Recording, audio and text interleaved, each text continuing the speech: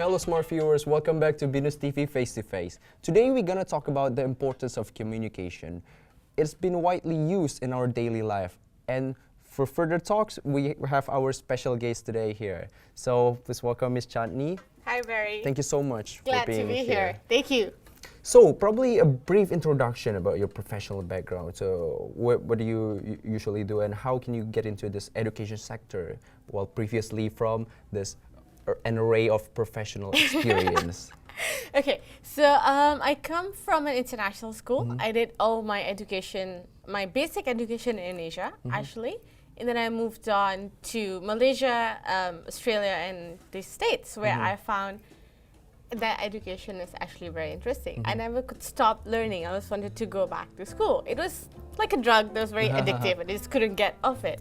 So then I came back and I was working in hospitality, I was working in media, I was working in advertising, did everything, tried everything.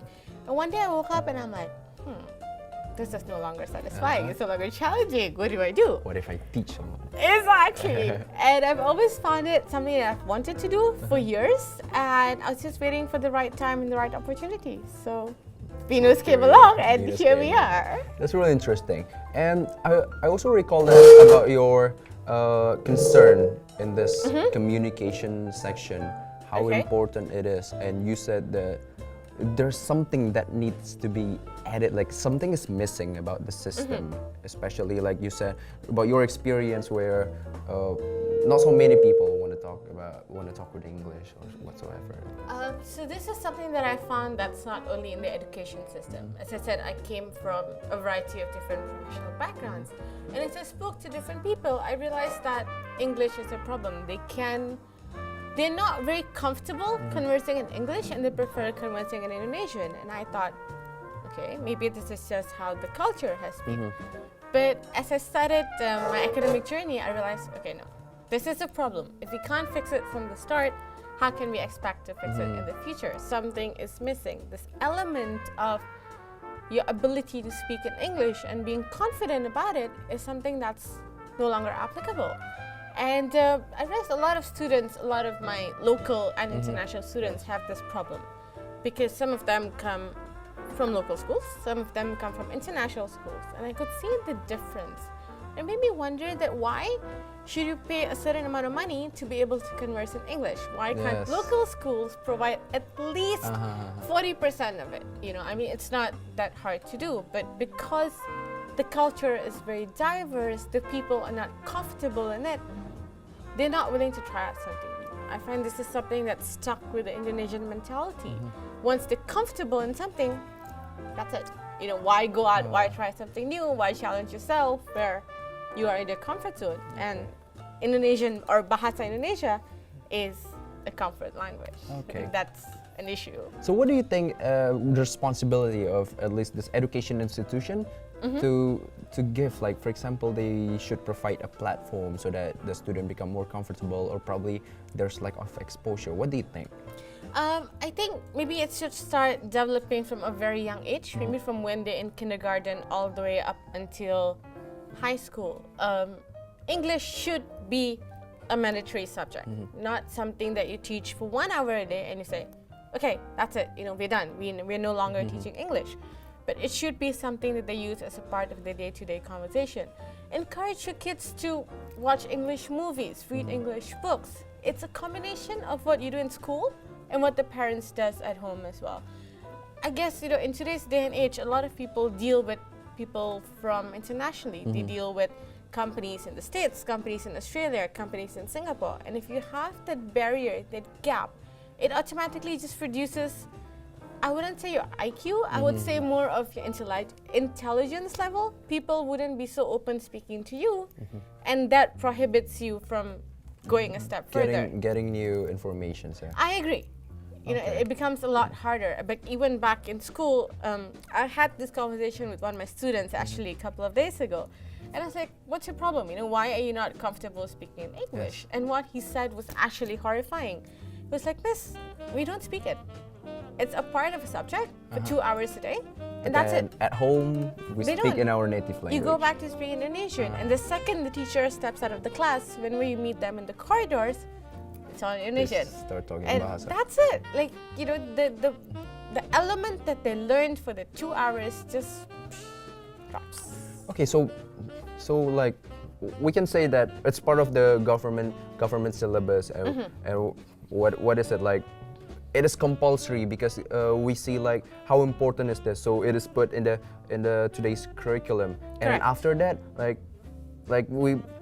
no wonder they don't want to speak it again, because it's just like another part of subject, just like physics or like that. And then we can see like at home, that's their native language, and so like how do you think? How do you rectify this? Yes. I think it goes back to filtering your teachers for the beginning. Before you employ them, make sure your teachers are qualified to be speaking and teaching in English, because half of what I've heard, they are speaking English with an Indonesian accent. Okay. So the pronunciation is messed up. The way they think is messed. The way the grammar, the way they speak, the way they think, the way they portray certain emotions, certain concepts. That whole thing is not yet in their comfort zone, and you can see that. It's very, very visible to see that from your teacher. If your teacher is not confident, how can you expect your students to be confident in it? Okay. If your teachers are comfortable teaching it, students are going to be like, my teacher is not comfortable, why should I do it? Okay, How am I going to learn? So it's about the reciprocal activity as well. Like Correct. if the teacher is proficient with it, and then the student will highly accept it with more comfortable, and more exposure to English means they will at least apply it a bit higher. It's some part of their day-to-day life. Yes. Okay, that's interesting. How important do you think is this beside the professional sector, English? Why do you emphasize so much about English? It's very important. I mean, it's the most commonly spoken language all around the world. Forget dealing with it in a professional sector. What if today you travel and you can't even get your basic directions because you can't speak in English? Or your English is so poor that the people in that country doesn't know what you're saying. How are you going to get around? It's something along the lines of also, you visit a country, you meet a stranger, and they're like, oh, tell me something about your country, tell me where you come from, what do you do? If you can't have a basic conversation in English, it's going to be a stereotype for all the foreigners or all the guests that, okay, Indonesians can't speak in English because of one person, one small individual in that big component who can't speak in English. That's really interesting. It kind of builds your country's image and your culture, but if you can't speak it, how can you convey your message, right? Okay. How can you convey your thoughts? That's really interesting. And apparently we're coming to a com break, and we're going to talk more about this communication. So stay tuned with us in Venus TV Face to Face with Perry.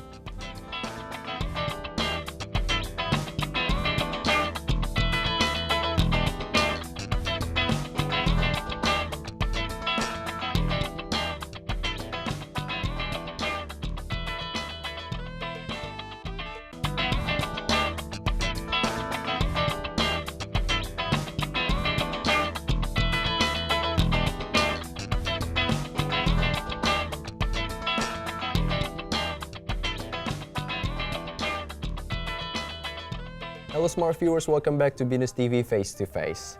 So, it's been an interesting talk about how important is this English, and actually it's an interesting idea about how one person regarding language can bring one nation's image. Like it's really interesting. And so now, like from my observation, like I went into a mall once, and then I see a lot of teenagers nowadays. They would speak in English. I don't know, regardless of they're from the international school, English-speaking school or not. But what I see is they tend to speak in English, and then comes this challenge. People might say that they are so proficient in English that they leave their own bahasa Indonesia. They're leaving their cultural identity. What is your opinion about that? I think it's not so much of cultural identity, it's more of a comfort speaking a different language. If you're speaking about teenagers, I think a lot of the things that are missing is a misconception about whether all the students in the table are local students, or if they're a bunch of international students, student exchange. Sometimes you don't see it. You don't see that, okay, these are students from different cultures, and maybe that's why they're speaking in English. Or perhaps it's a part of the school curriculum that you need to speak English certain hours a day or certain hours a week. It's going to count towards your grades. It has been implemented in a few international schools around Jakarta, and that is actually a really good factor as to how you can improve speaking in English. But coming back to your identity or cultural loss, I think it's not so much of a cultural loss, because what we have seen is only one side of it. We've only seen how they speak in English. But again, we never know once they go home, it again goes back to Indonesian. Or maybe when they're in school, when they're learning certain areas in Indonesian becomes the strongest suit. I think it's a transition. We're just trying to find the balance between English and Indonesian, and this is a tough time for all the students at the moment. It's a big escape. It's a big problem because they don't know how much is too much. How much Indonesian should we speak? How much English should we speak? How much is too much? Are we speaking too much? Too little? Are we conveying our ideas correctly? Are we not? It's a lot of more in-depth analysis that I think the teacher should pay a lot more attention to. Okay, and also about media, like social media or TV or whatever we usually watch. Yeah. Like, they somehow give the image of like when you speak English, it's really cool. On one side, it is a good, but on one side again, like I said before, like this probably like this tendency of speaking their native language. Like, what if they lost the balance? Like, what if their parents is an English-speaking parent itself? Like that. Like, how gonna they balance this between Bahasa and between English? Because most of their exposure is in English. Okay, so you're speaking more of the professional side of things, right? Like I'm talking about like the pair, like in home, they would have a lot of exposures in English, and then at school again, plus the media, the social media.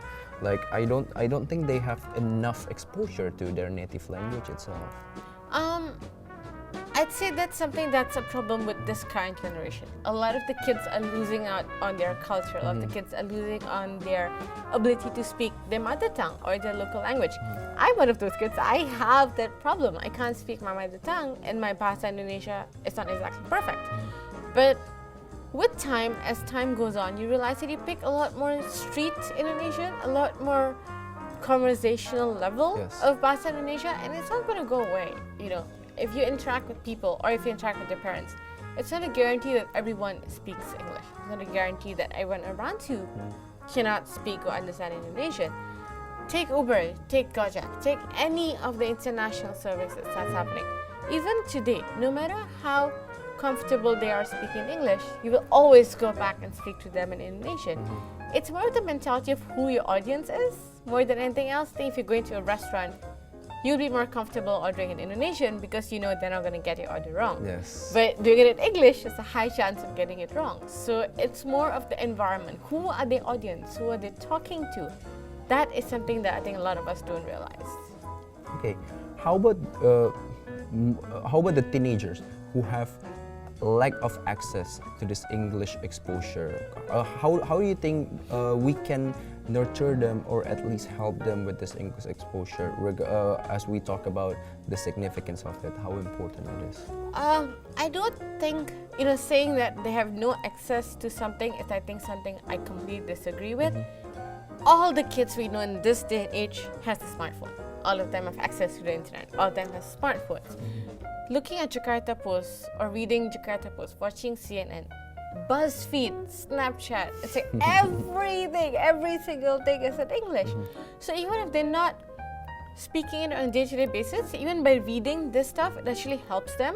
It helps them with understanding concepts in English, understanding certain words in English, understanding how do you convey a thought in English. That is something that is accessible to everyone. I don't see how sitting in a newsstand for half an hour a day, going traditional, and actually reading a newspaper is going to help you with that problem. It's something that is possible. It's more of the mindset that, no, it's hard, we don't want to do this, as opposed to we can't do this. Okay, so let's say we have this one platform where we have to teach children from the low-income family who doesn't have this access to English at all. They might not have the television or even smartphone. Fair enough.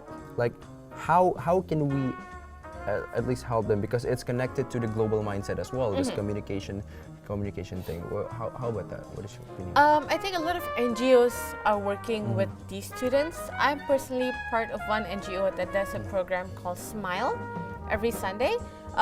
That's when they have an education system for about 4 hours every week where they teach kids in English.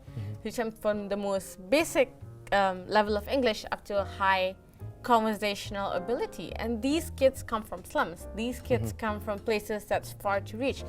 No access to the internet, no access to newspaper, no access to any of that. Yet one organization, one way or the other, is helping them with English. I think if there's a will, there's a way. There's always an organization in Indonesia that deals with English. Even if you can't, your closest orphanage or your closest, what would I say, school would be willing to work with you and say, let's offer extracurricular activities. Let's use this as a part of CAS and work with them and teach them English. I don't see how that is a problem. But again, like I said, it depends a lot on the mentality. A lot of people are it's not worth to us, it's not worth our time. Why are we gonna do that? That is the first thing that needs to be changed. Exactly. More than the level, the access, more than the content, the mentality first has to be changed. And then I think from there, then only they can try something. That's really interesting. So stay tuned with us in Venus TV Face to Face, and we will be back to you.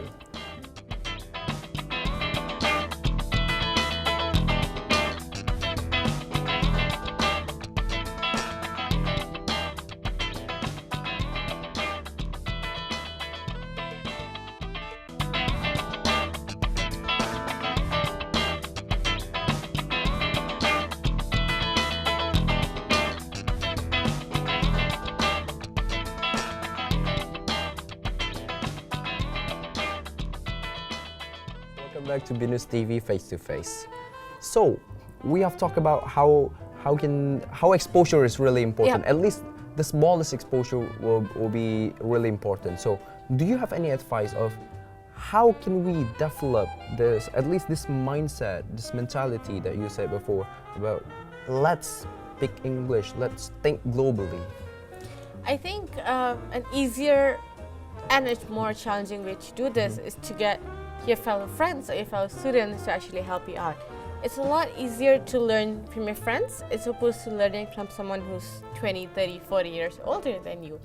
They can make it a lot more fun, a lot less academic, a lot less of, oh, hey, let's go to school and learn a new language. It can always be fun. It can always be reading secondhand books. It can always be watching English movies on TV. Because even going back into the lower to the middle income, every household has access to a TV. If not a local TV, then a community TV, where one house has it and probably 10 different families come and watch it.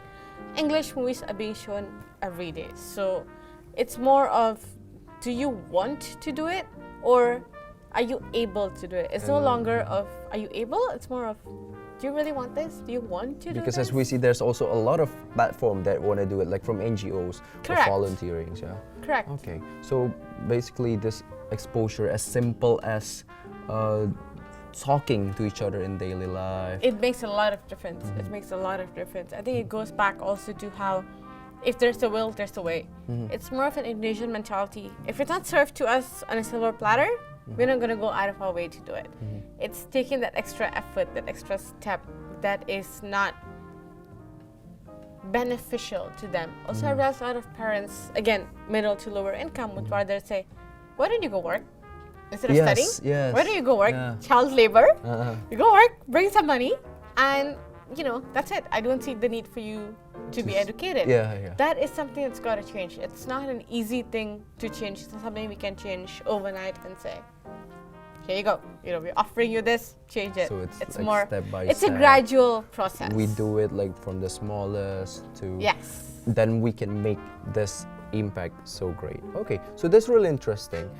We have talked about how we should balance between this Bahasa Indonesia and this English, and it's also about the perspective of them. How is the audience, and we also talk about the importance of it, including the nation's identity, which is really interesting. And we also talk about the exposure, how the smallest exposure is really important. So apparently we have come to this end of our segment, and then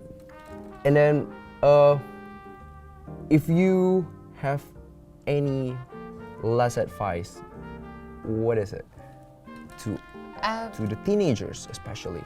I would say two things actually.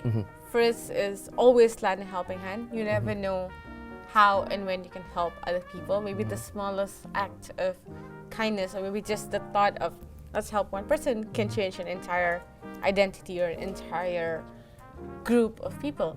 And the second is never be afraid to learn.